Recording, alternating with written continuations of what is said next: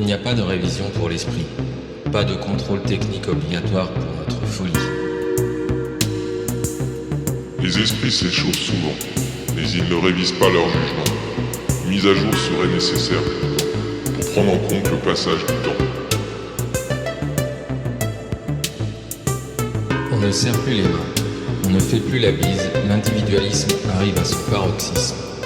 La réalité devient de plus en plus virtuelle, sans contact.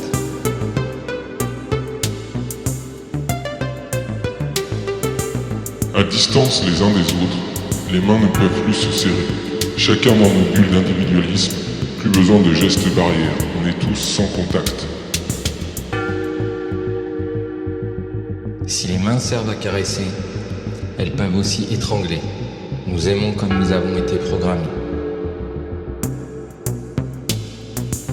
La strangulation de nos rapports salaces, sous nos mains caressantes, étouffe.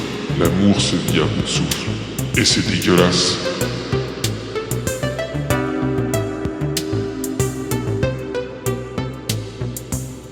À gauche comme à droite, une poignée de main reste une promesse de campagne. Qui croit encore aux promesses de campagne? Même quand les poignées de main sont fermes, à droite comme à gauche, on la ferme. Derrière nos masques barrières, on sépare.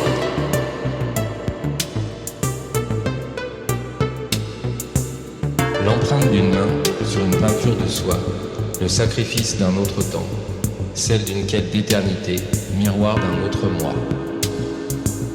Peindre avec ses mains ne redessine pas le portrait de soi sur la toile. Les traces de l'empreinte digitale n'ont jamais fait un Pollock, même moyen. J'ai levé la main, mais je ne voulais pas vraiment obtenir de réponse. Les réponses à main levée ne sont pas souvent questionnées. Rassembler les mains pour une prière inutile. Le ciel reste insensible à nos appels, à nos vœux, peut-être demain. Les prières ont beau croiser les mains, l'oreille d'en haut est rarement tendue vers la fraternité entre humains. L'espoir pour demain est perdu. Envisager la musique entre une main et l'oreille, une note salée et une pensée déformée. Les doigts sur l'oreille infiltrent la puissance du son, par peur de notre éveil, comme avec un titre de Mendelssohn. J'ai bougé chaque doigt de ma main, mais je n'ai pas été délivré de mes peurs, ressenti de la joie ni aucun sentiment de puissance. La conscience de soi jusqu'au bout des doigts n'éloigne pas nos peurs, la puissance de notre bonheur. Le bras tendu, la main paume ouverte, en quête de bonté, aucune charité à espérer, la tolérance finit en point fermé.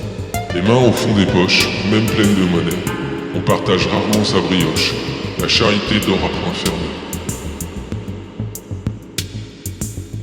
La main magnétique et guérisseuse ne soigne pas nos blessures, plaies ouvertes, jamais refermées. Les maladies des cœurs sont les pires. Apposer les mains sur nos blessures, même par le meilleur des rebouteux, n'apaise aucun souvenir douloureux. Il reste toujours une trace de morsure. La main levée ne guide pas les infidèles.